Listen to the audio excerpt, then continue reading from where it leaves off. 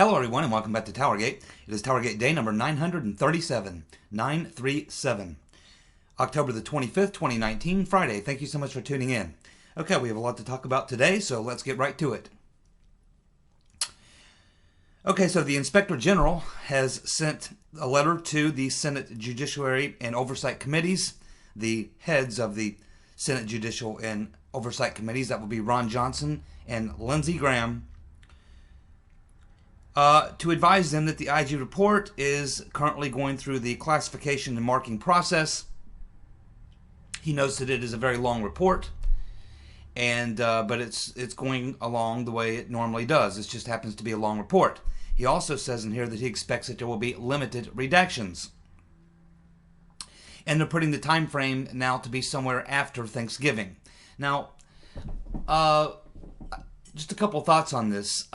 First of all, let's keep in mind, for those of you who are new to my channel and have never really been explained to you the position that Huckleberry Horowitz is in. Okay, so Huckleberry Horowitz is the Inspector General for the Department of Justice, which includes the FBI.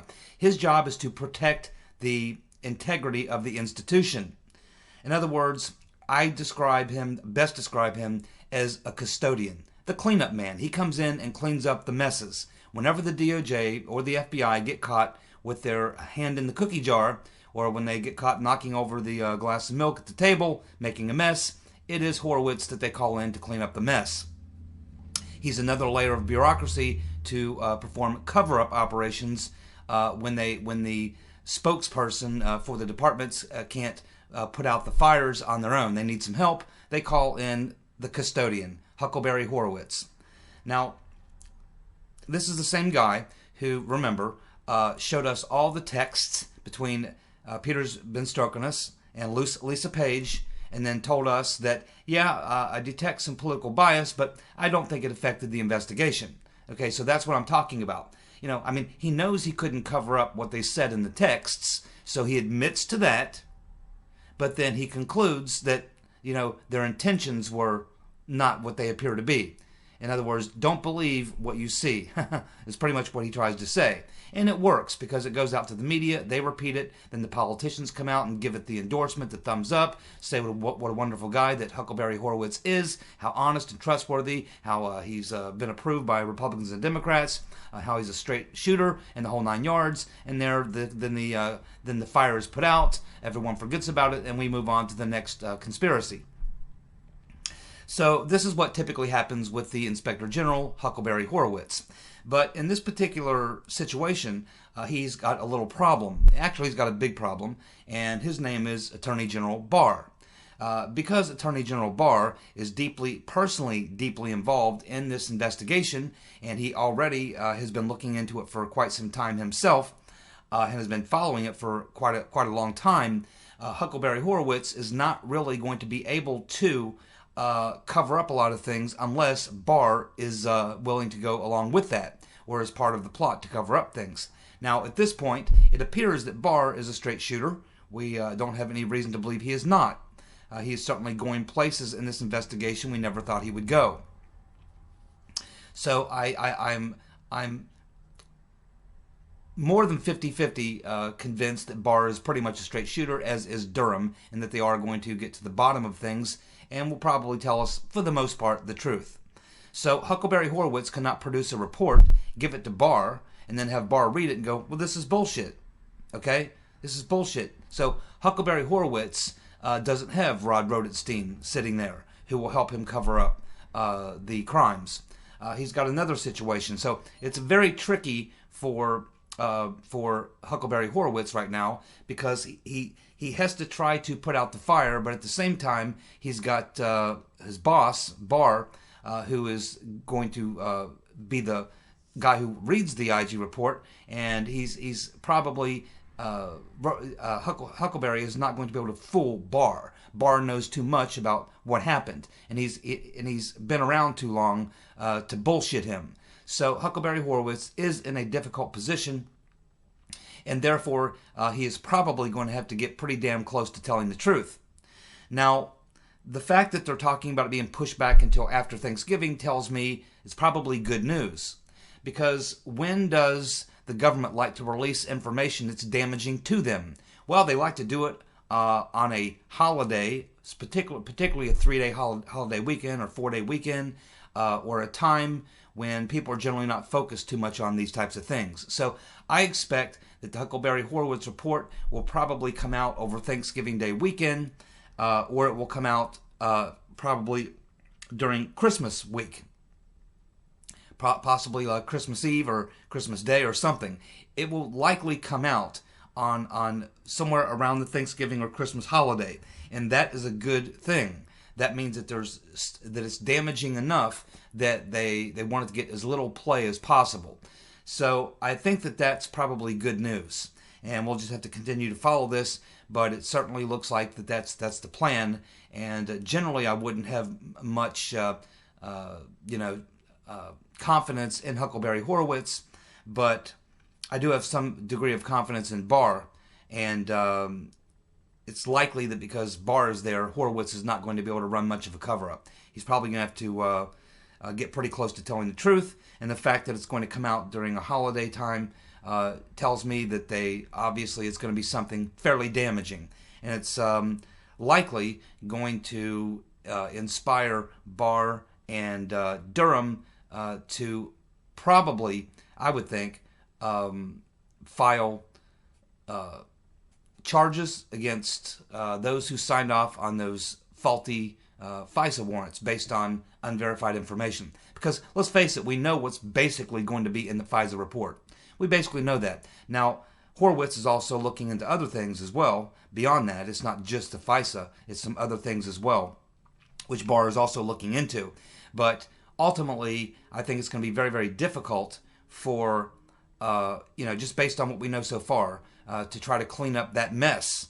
Clearly, the FBI went and got 4 FISA warrants based on information that was unverified, not just once, not just twice, not just 3 times, but 4 times. And that's just the one that we know about on Carter Page. It's likely when Durham finishes his investigation, we're going to find what many of us also suspect, is that they had FISA warrants also on Michael Flynn, also on Papadopoulos, and very likely other people in the around the Trump team as well. I wouldn't be surprised at all to find out some other people had FISAs on them too. So anyway, I think that this is basically good news, but we'll continue to follow this and look forward to seeing the report when it comes out. And it should certainly, what it should immediately do is throw the entire criminal media narrative into turmoil, because they have been, for the most part, calling all this a conspiracy theory. So once the Inspector General report comes out, it will begin to break down the conspiracy theory model that they've been using, and it will sort of pave the way for the media to shift gears and then start asking the real question, like, hey, maybe there really is something here. Maybe we overlooked something here. Maybe we need to actually dig into this a little bit. And then they'll start asking a few questions, and then the media, realizing how their bread is buttered, will be forced to switch the narrative, and as soon as it becomes beneficial to them, that's likely what many of them will do, and they will actually start covering the story. There'll still be some out there like MSNBC and CNN who will likely try to hold on to the narrative and probably come out and accuse Horowitz and Barr and Durham and all these of being part of their own conspiracy to save Trump or to get Trump reelected or something like that. But it's going to fall mostly on deaf ears, because eventually the evidence will overwhelm the bullshit. The evidence eventually overwhelms the bullshit. And that's how we got here in the first place. Let's move on. It looks like George Papadopoulos is giving the indication he is going to run for Congress. The funny thing is, the district that he lives in, him and his wife now out in California, the district that they live in is Katie Hill's district. Now, for those of you who are not following the story, Katie Hill is a California Democrat that just won a seat back in this last midterm election through fraud and ballot harvesting. And she is now caught up in a major scandal, and she's under investigation within the Congress for some crazy behavior. Apparently, she has had an affair with one of her staffers, which she has now admitted to and apologized for. She has also been accused of having an affair with another female type staffer, which she denies. Her husband is divorcing her. She has posted up pictures online, naked pictures of her, by the way, combing her staffer's hair. They also determined that her and her husband had a porn site where they and the porn site was called Would You F My Wife? And it's pictures of her, a lot of naked pictures of her. There's also a picture of her smoking weed through a bong. She's doing bong hits.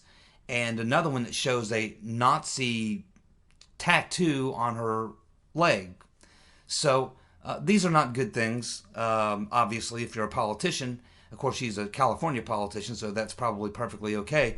But anyway, she's caught up in these this scandal right now, and it's her district that Papadopoulos lives in, and so it's looking now like he's going to take advantage of the problems that Katie Hill is having, and he is going to launch a congressional run. Now, obviously, as the Horowitz report comes out, and as the Durham and Barr investigation, once that comes out, Papadopoulos is going to be vindicated. Obviously, I think he already has been for the most part. And once that happens, he is going to be back in the news, and it's going to be in a good way. This was the guy who was taken advantage of. This is the guy who was spied on. This is the guy who had his life practically destroyed for doing nothing other than supporting Trump. And this is the treatment he got from the corrupt DOJ and FBI officials, and blah, blah, blah, blah, blah. You can imagine the rest. And this will probably really play into his favor. So I think Papadopoulos has a very good chance of winning a seat in Congress, and I'd like to see him win the seat. I like Papadopoulos. I think he's smart. I think I like his views on foreign policy. I like his views on energy policy. He's a strong supporter of the president. Even when he was taking a beating, he was continued to speak fondly of the president. So I would love to see Papadopoulos capture that seat from the dope smoking, which, not that I have a problem if you like smoking dope and knock yourself out, but if you're a member of Congress, you probably shouldn't post videos of yourself doing bong hits, and especially if you have a Nazi-related tattoo on your body somewhere, you probably shouldn't post that either, and you probably shouldn't be running porn sites where you do whatever you do, and put it in the public domain, and then not expect that to come back and bite you in the naked ass. So she's not very smart. Papadopoulos is. Let's go with Pops. More bad news for quid pro quo Joe. He just can't buy a break. He just cannot buy a break. And those of you who've been watching my videos for a while know I have warned him. I have warned him for weeks and weeks and weeks. I said, Joe, get out.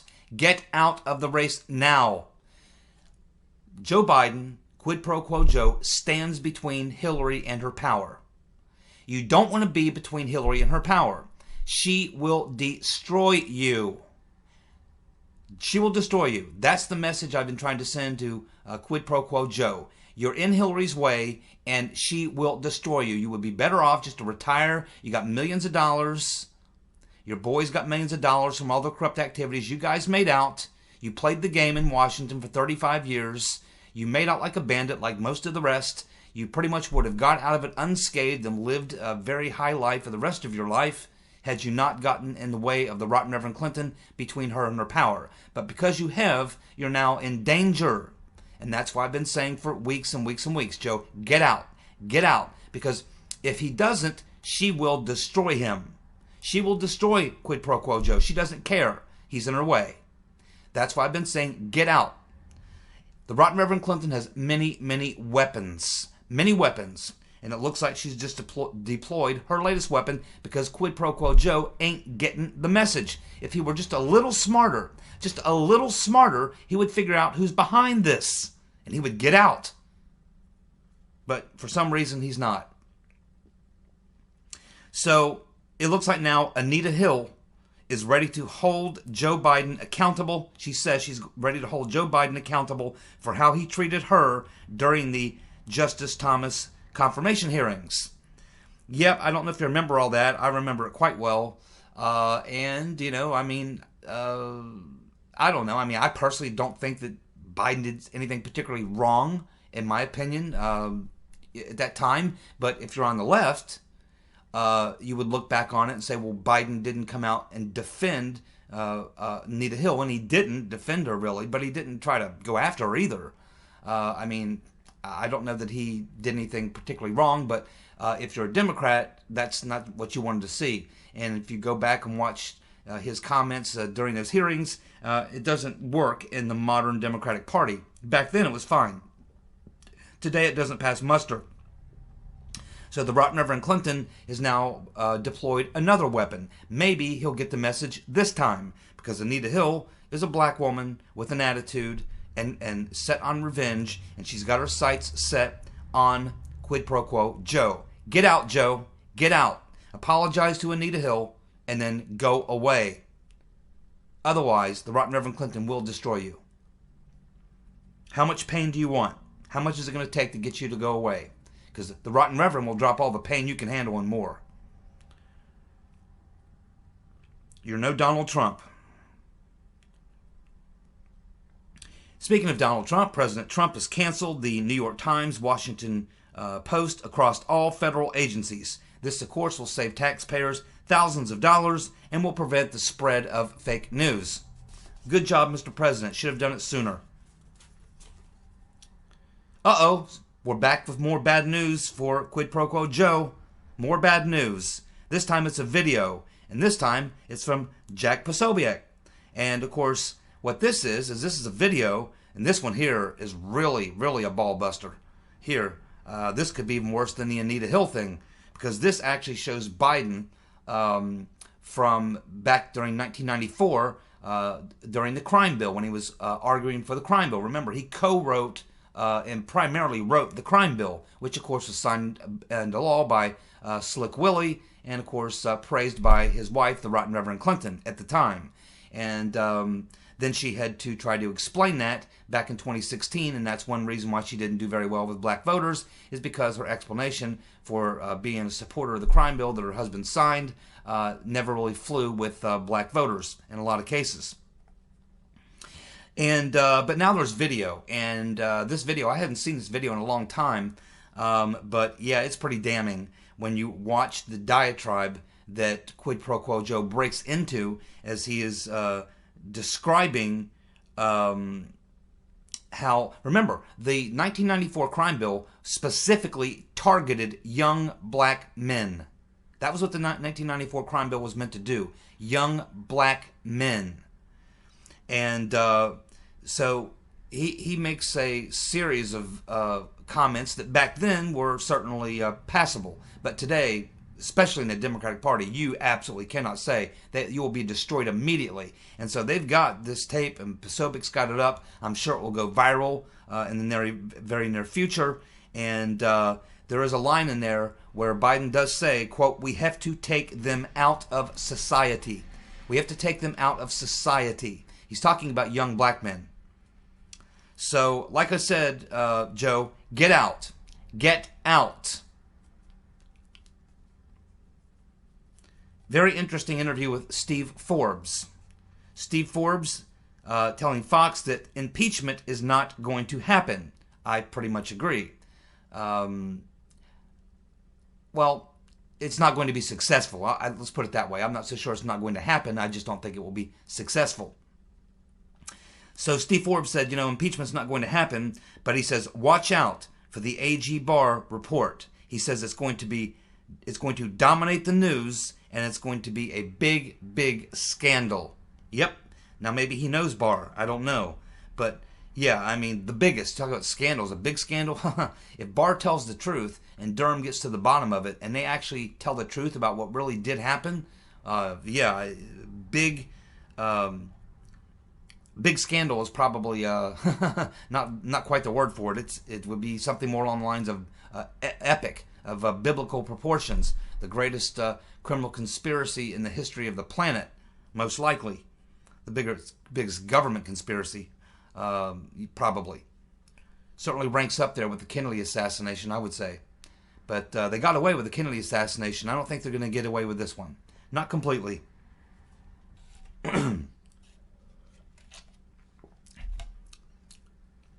a week or two ago, we were seeing a lot of Giuliani on TV. Obviously, he's pulled back his appearances on TV, and it's probably a good idea. But before he pulled back from doing all these media appearances, he was saying that the next shoe to drop on Hunter Biden was going to be this issue in Romania. He was saying, watch Romania. Well, it looks like we're now getting the initial reports on what Giuliani was talking about. So it appears that Hunter Biden got involved with a corrupt real estate tycoon in Romania who was looking at facing some criminal charges.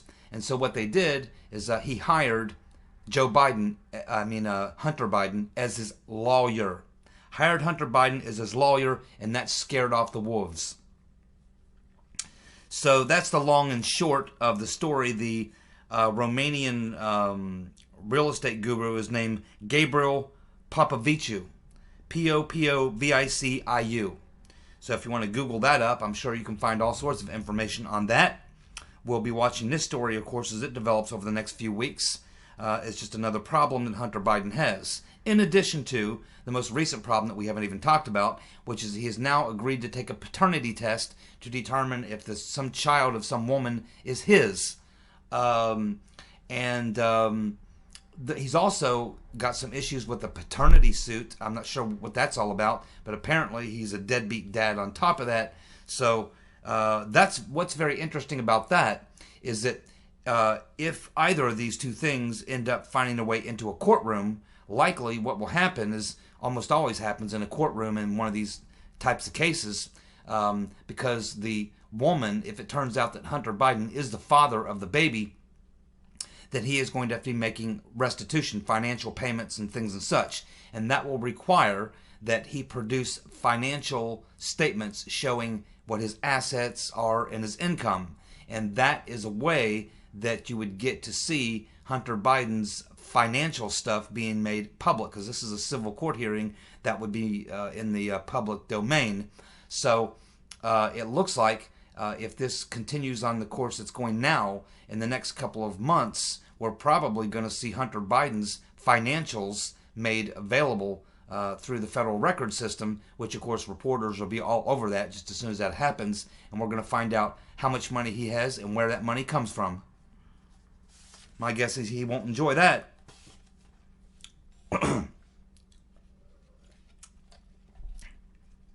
The Italian President Conte was in a I don't know if it was an interview or hearings or what it was, but he was in some sort of meetings yesterday where he, again, just as we saw in the report from the paper over there in Italy, La Repubblica, he's sort of repeating what was written about in that story on La Repubblica, where he continues to deny that Italy had any connections to Mifsud or the FBI. Now, I believe he's lying. I think Barr and Durham know he's lying, and they're probably not very happy with him. They'll probably lean on Trump to have him lean on this Italian PM to see if he'll stop lying.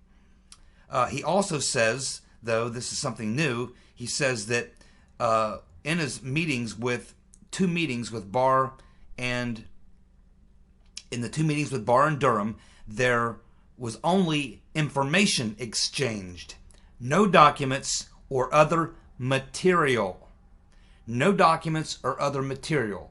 What does that tell us? Well, that tells us that the phones did not come from Italy. The phones that Durham got that were being used by Mifsud, which have SIM cards in them from the UK, did not come from Italy, if you believe the president. Now, I don't believe him when he says that there was no connections between the FBI and Joseph Mifsud. Now, Conte may be telling the truth that he doesn't know of any, but that doesn't mean it didn't happen, because Renzi was the president then, and I doubt if Matteo Renzi, who's a political opponent of Conte, is going to fill him in on everything that happened. Nor is the previous players in the Italian deep state going to come out and spill the beans. Well, we already know that there were 3 or 4 high-level intelligence officials in Italy who were fired. And the reports at that time were overwhelmingly suggesting that it was because of the role that they may have played in the 2016 elections. So I don't think that Barr and Durham believe Conte when he says that they didn't have any, the Italian government was not involved at all with misfit of the FBI. Now, they don't say anything about the CIA or any other intelligence agency, but, you know, that's probably picking away at words. I think I understand the general meaning of what he's saying. But I think that the way Barr and Durham have to look at this is one of two things. Either Conte is lying and trying to cover up, or B, he's telling the truth and he doesn't personally have this information. But it doesn't mean that it didn't happen. It just means that he doesn't know about it. But again, he wasn't the president back then. Renzi was. And some of the officials that were in that administration, they're gone. So, you know, it is possible that Conte personally did not know of anything, and his deep state is not giving him any information. That's a possibility. But anyway, I think the most interesting part of all this is that he says that there was no documents or other materials given to Barr or Durham. They only exchanged information.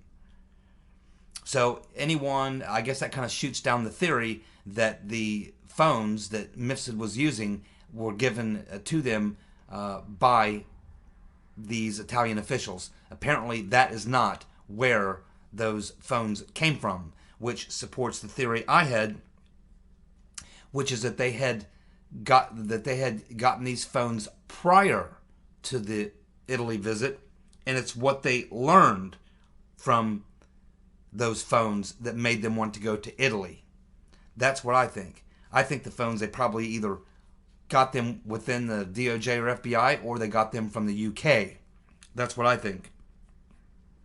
They have UK SIM cards, so it's possible that they came from the UK.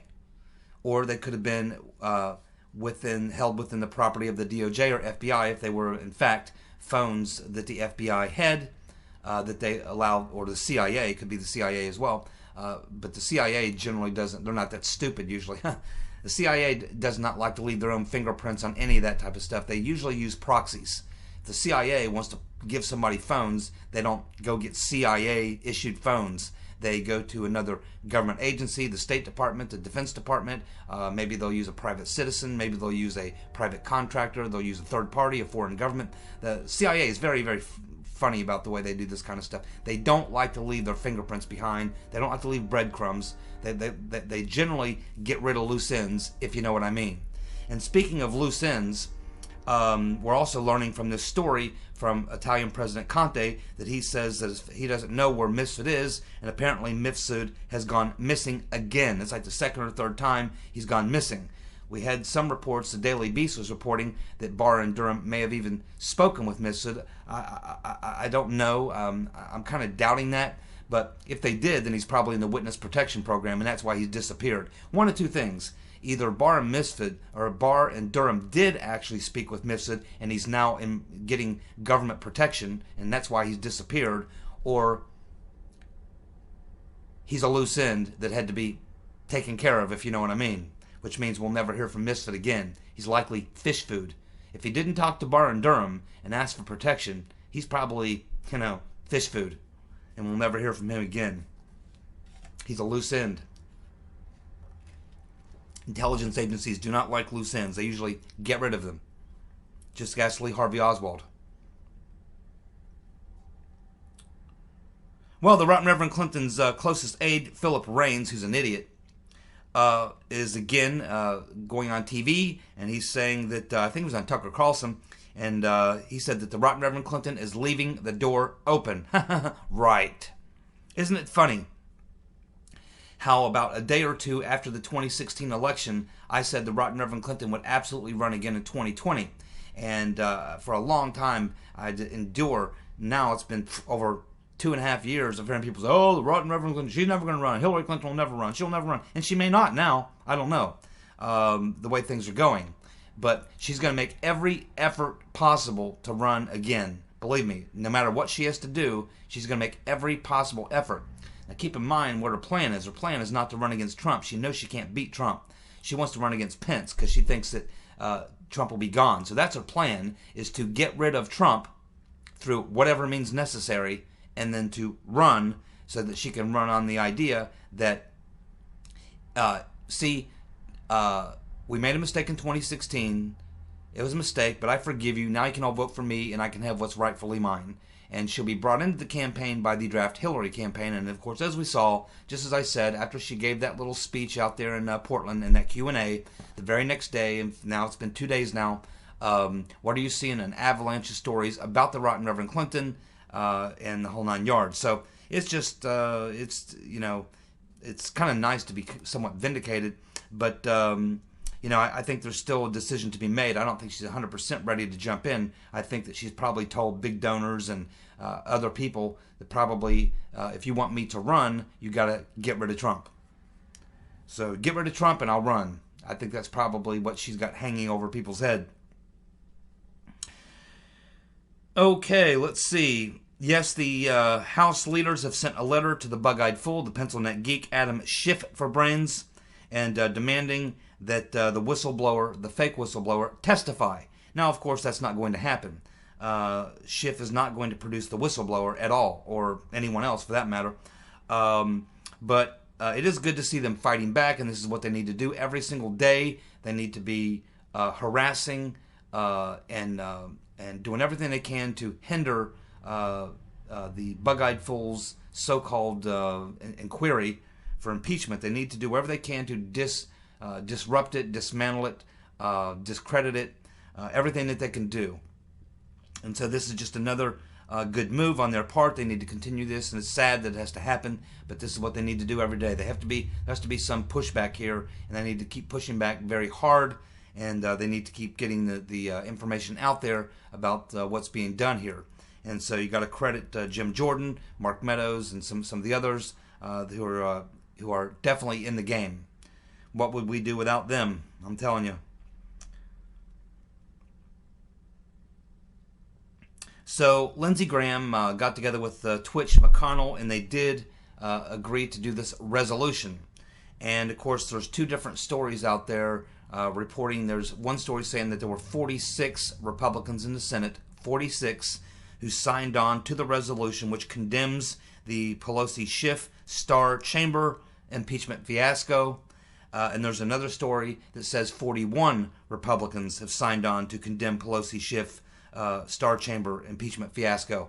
So you would like to have seen it have been unanimous, all 53, but certainly 41 or 46 is enough to hold off, impeachment. But again, I mean, I come down with a lot of other people on this. I really don't care about this stupid resolution. It's just bullshit as far as I'm concerned. It's not going to pass. I doubt it's going to pass. If they only got 41 or 46 Republicans to sign on to it, they're certainly not going to find, 5 or 12 or whatever Democrats to sign on to it. So it's not going to pass. The resolution is not going to pass. It just gave Lindsey Graham a chance to, continue what he's been doing, which is just a lot of talk without actually taking any action. And of course, it's giving McConnell some cover because his office in Kentucky has been getting bombarded with calls for the past 2 days about why he's such a sissy on the whole thing. And that's really all it's for. If Graham and McConnell were really serious about this putting a stop to the Star Chamber, then they would immediately hold their own hearings on the same subject. They would call the exact same witnesses, and they would do it all in public and release it all. And they would completely blow Schiff's hearings up. Well, they would be over. But they're not going to do that because they're not really in that business. They're in the showboat business, the talk, no action business. We have Zucker from CNN saying that he's open to hiring Shep Smith. I'm sure he already has. And of course, the big news of the day we get from the Papagalopoulos tweet, where this is actually true. So congratulations, my friends. We learned today AG Barr has come out and announced officially that John Durham's investigation is now officially moved into a criminal investigation, and that he can now issue subpoenas and impale grand juries, get documents, and indict people officially today. Thank you so much for tuning in. Back tomorrow for more TowerGate. See ya. Bye.